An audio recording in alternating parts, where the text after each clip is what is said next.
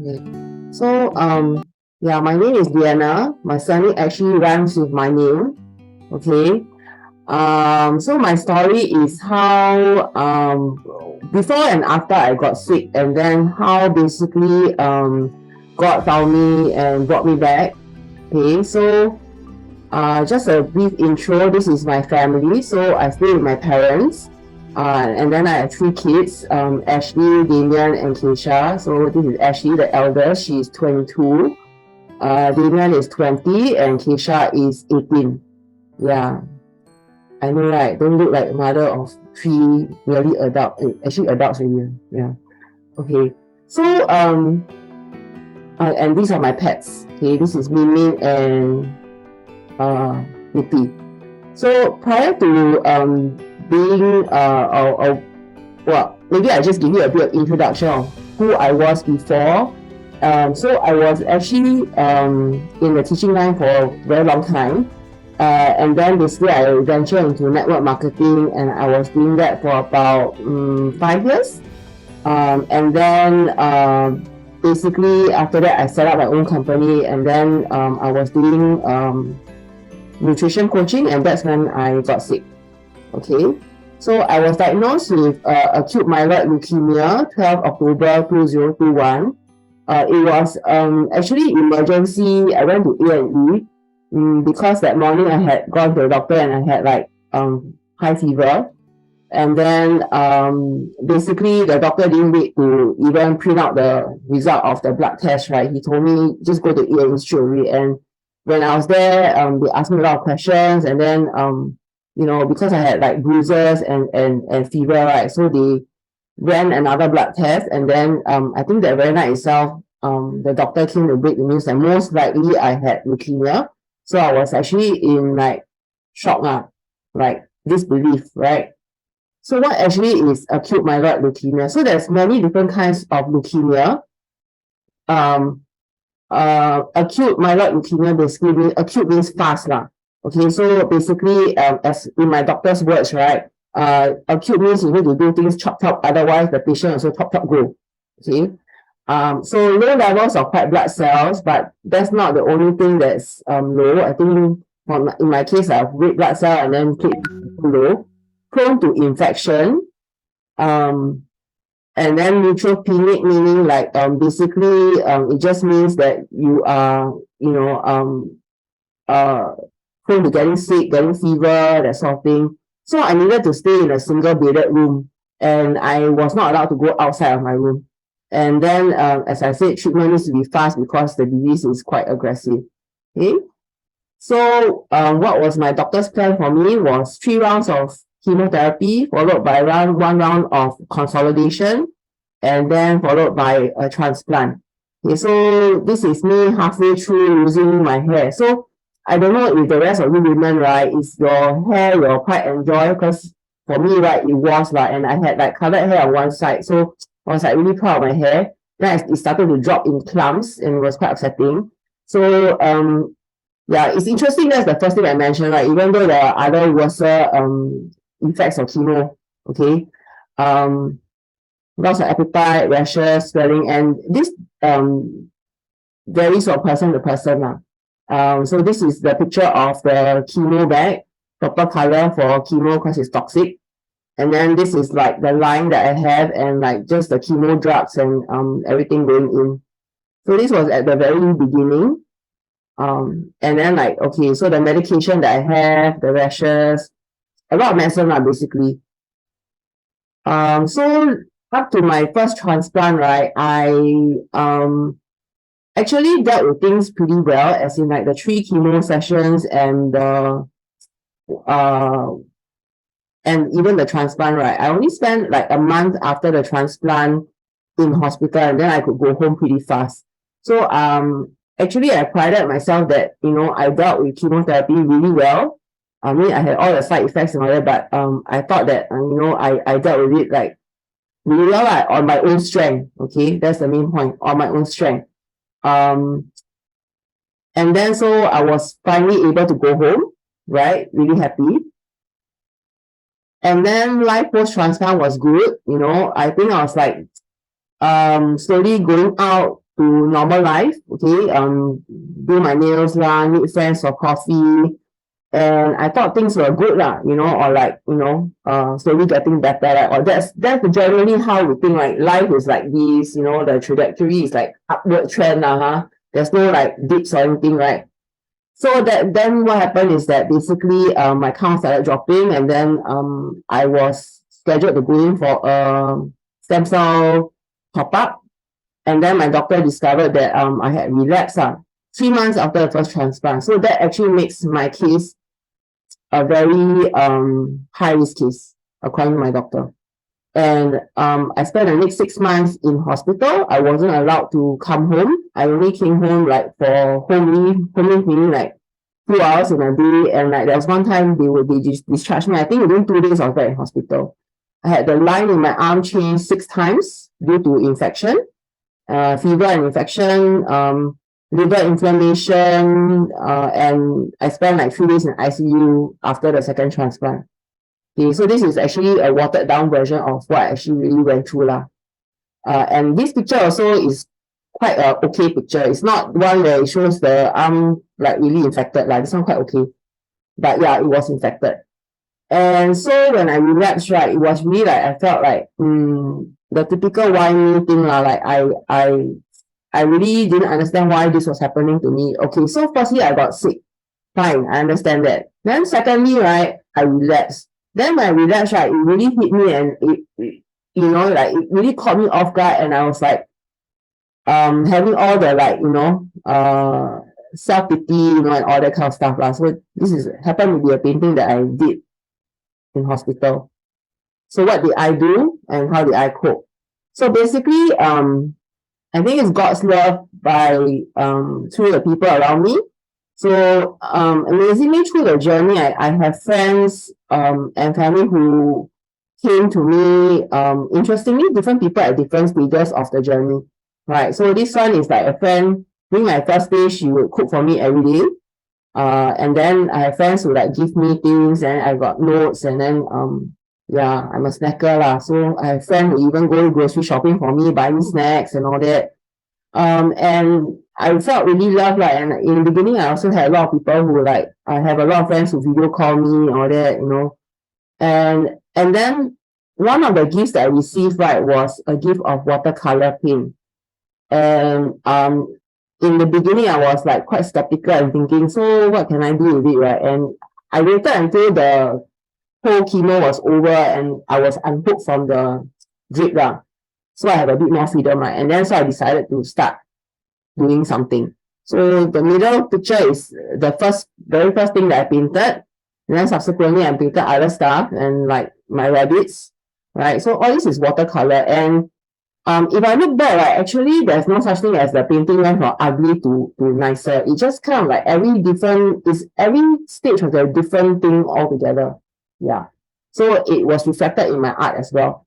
And then there's the Christmas tree effect. So when I went in for chemo the second time, right, it was around Christmas time, and then my dad got me a whole set of like watercolor postcards, right? And then because Christmas coming, right, so I decided to do like Christmas cards lah. And then like the nurse came in, and then they were like, oh, so you're doing these cards for us, right? And then I was like, no. But actually in my heart, actually I knew that was what I was doing. So I amassed quite a fair bit. Then I will like eventually ask them to choose which one they want, then I write a message for them. So I call this the Christmas card effect because I didn't go out into the general ward because I had to stay in my room. And when I give them the card, right, I didn't know that they use the card to decorate the outside ward, right, and including the Christmas tree lah. And I only knew on Christmas Eve when I walk out for home leave, and then I saw the tree, and I was really touched with what I saw. Okay, so this is quite significant because this is also the way that I met Edwin. Okay, so that was a time that I was giving out Christmas card, right? Then I always had extra on hand. Then because I know that he was in Gleneagles for day up or doing this procedure thingy lah. So I quickly tell my nurse, okay, you go to the lobby, you go and give this my friend this card and all that, right? So back in those days, I used the hotel like my personal concierge, like my office. where I will give things to people, also sell cards and all that, right? But the most important thing about the Christmas tree thing is that was the point of time that I decided to re-accept Christ. Because before that, right, 2021, okay, before I re-accepted Christ, I was dabbling in a little bit of New Age, right? And then some people had done like, I think you call it like fortune telling, right? And all of them say that 2021 will be like my year, the year that I make it big and like I'm supposed to be very successful in 2021. Then when I got sick, right, I think back to myself and I thought, hey, actually none of them could predict that I was sick in 2021, you know. So plus the other things, right? So I basically decided to re-accept Christ at that point. Yeah, so this is what I call the Christmas tree effect. Because I was so touched that, you know, they use my cards outside. And then the whole journey, I think, is just about being blessed, blessed and be blessed. So as I give people things, right, I also receive back, not in physical, but sometimes in non-tangible ways. So like usually I'll put my art like, you know, on the window or the wall of the ward in my room, and then at the end of the day I will gift it to the staff, right? And then yeah. So I call them my angels because I think they went over and beyond. So like even when I relapsed, right, I think when I had nervous breakdown, right, I think one of the nurse, right, she especially go and wear the full body suit just so that she can hug me. So it's like little things like that that really make me feel like very loved and welcomed by them. Okay. And so these are from the different, this one is from Novena. Then this one is actually I received a card with no name and then they are trying to decipher who gave me the card. They're trying to guess whether is it a guy or whatever. So yeah, we had good fun. And then this is my cleaner. Okay, so I always joke that she is the one that tell me all the information I need to know in the hospital, whatever is going on. And then this is my wound nurse who look after my infected line. Okay. So, you know, in hospital, you only get one view, right? One window only, right? And then I'm not allowed to go outside some more. So, but after a while, I realized that the view outside was very nice. And I kind of see that that's the way God showed me love, you know, by sometimes it's a sunset, whatever, raining scene, whatever, but it's always beautiful. And I thought that is one of the ways that God spoke to me. And then just more sharing cards for the nurses. And then after that, right, sometimes I will have like prompting to have wordings in the painting. And then quite miraculously before discharge, right, I will know who I want to give it to. Quite interesting. And then as that happened, my art grew. So from like watercolor, I went to explore gouache. And then currently I do acrylic now. So the paintings got bigger and bigger. I did like I explore a lot of different things, especially at the point where I relapsed. So if I didn't relapse, right, I think I'll be quite happy doing florals, animals, small one, maybe the biggest A4 size. But because I relapsed, right, I think it helped me to process a lot of my emotions. So a lot of it like came out in my art. Yeah. So I just feel that the whole journey, right, is full of gratitude for the people that I met, the people that God planted in my life, the way He has watched out for me in the whole journey. And yeah, so this is actually one of the window scene, and then like different season got different paintings. Yeah. And so I moved from postcards, right, to big canvases. So I'm quite versatile. Yeah. This one is canvas.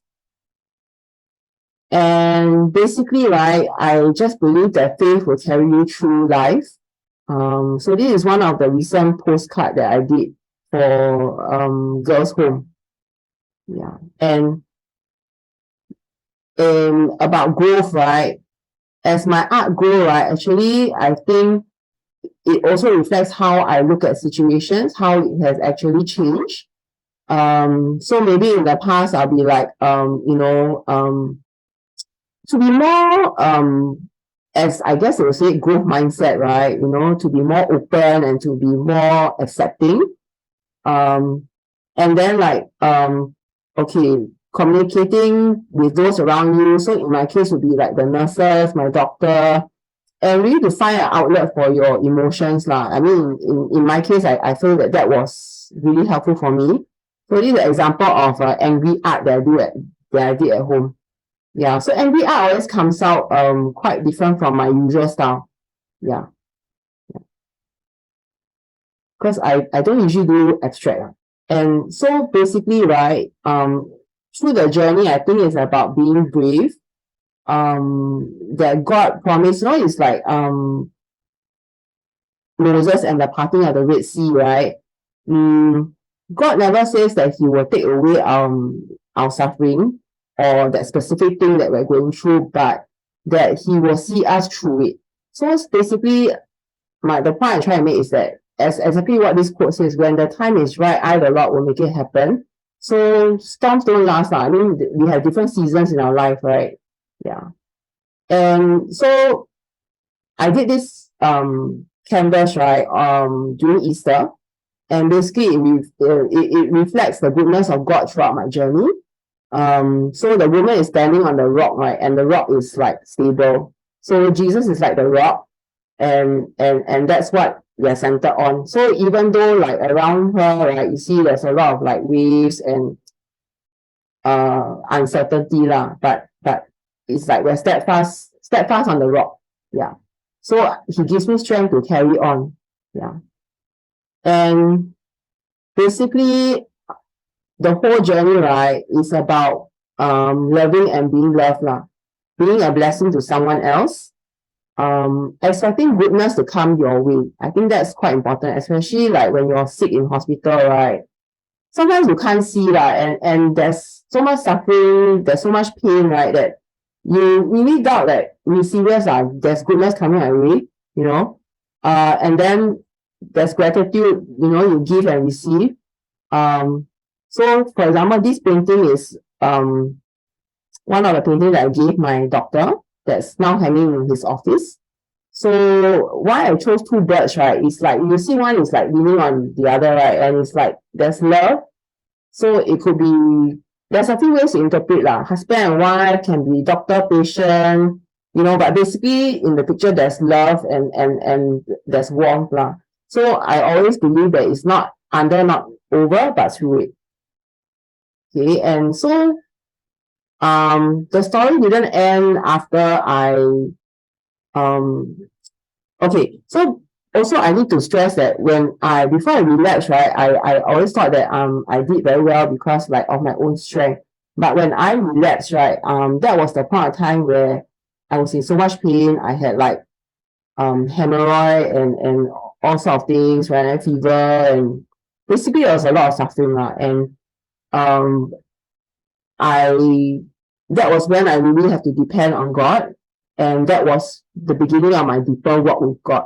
And I really have to trust Him like blind, right? And so this blessing, right, actually I started, after I came out of hospital, I started sharing on LinkedIn about blessings, right? And then I also shared with 3 people, Sid and Indra, and then subsequently my doctor and another lady, Linda, that this was my deeper walk with God. And so now I'm sharing with you, okay?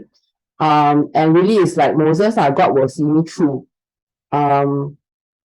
So because I feel that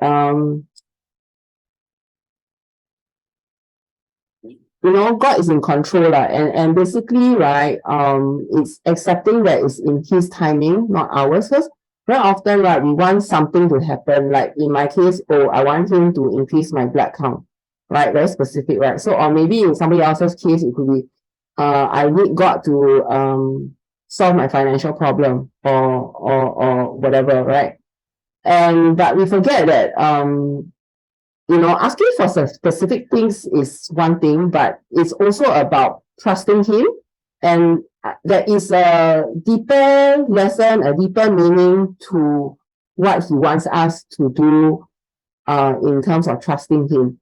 And that's what I feel was my ultimate lesson going through all this lah.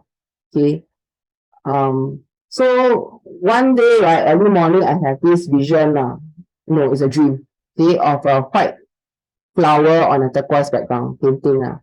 And then basically after that, right, I felt a presence come into me.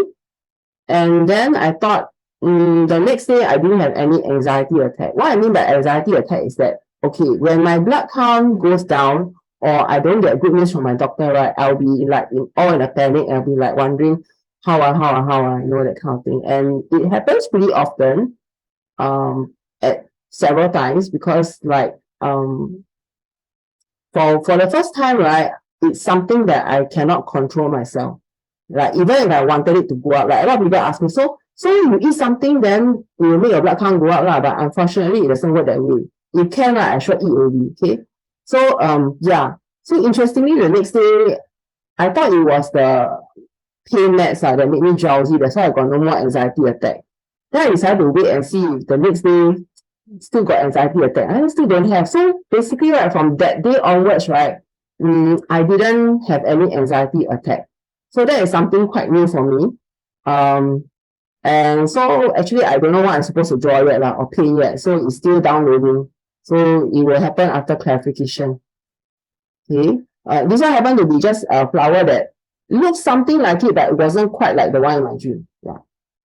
And then okay, this particular painting I did at a prophetic art workshop. Okay, I'm not sure what you all can see because I think the color not very obvious lah. But if you see the top part here, right, there's like one blue part, right? And then there is also this pinkish portion. And then there's this part over here. So it looks like some kind of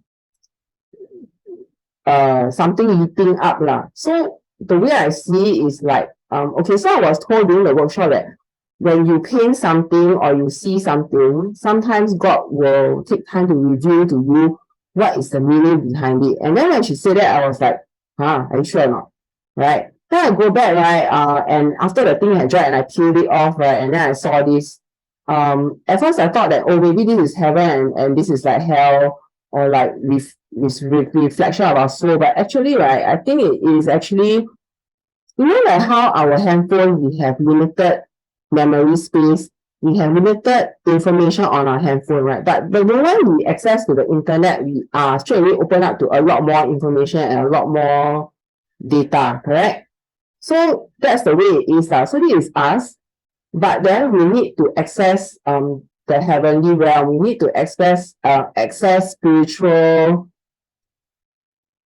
intelligence. So SQ is you know, EQ, IQ, and all that, right? So SQ is spiritual intelligence, right? And we need to access that so that we are able to navigate our life in a better way. Yeah. So it seems to be a season of like God sending me for quite a few courses, in which I feel that he is actually revealing and telling me things that I didn't see before. So there is this thing Pastor Slip sharing some time ago that I heard him say after service, right, that someone with blood issue will get restored. Then I thought, oh, is he referring to me? And then like when I was attending one of this course, right, basically I had a vision of a lion flesh in front of me, but actually this lion was the one that I picked during the prophetic art workshop. And then when she said that, oh, later you will know why you picked this image, right? I thought to myself, yeah, because we were the leftover group, so this is the leftover pictures that you have, right? So I picked the leftover picture, right or not? Then when the image actually flashed in front of my, like a vision, right, I also heard something tell me that God will fight all my battles, right? He will fight all my battles. Then I thought, okay. Then when I attend another workshop, right, if you see the facilitator behind her, right, can you see? I tried to take picture. It's a lion of the same facing lion. So I was like shocked when I saw it, and I thought, oh, okay, so maybe God is trying to tell me something lah. And so I think it's saying that God will fight for me or fight for us. He will heal us, and He intends to use us. So it's really about God's timing, and it's purpose driven according to His will lah. So very often we think that it's our will lah, or what we want, right? What we want to see happen, right? But I think through this journey, He's actually revealed to me that it's about a lot about trusting Him and walking, like walking on water thing lah. Yeah. Then the moment you doubt, you sink lor. Yeah. So the gist of it is God is good all of the time. So God was good to me, even in my lowest points, and that we should praise Him always. And if I think of it, right, I mean, like, how can you say that being sick was a good thing, right? But actually, I feel that it was the best as well as the worst time of my life. So why was it the best? I found God, right? And then He revealed so many things to me, and He showed me that He loved me, right? So that is the good that came out of being sick. Yeah. So that's the end. Yeah.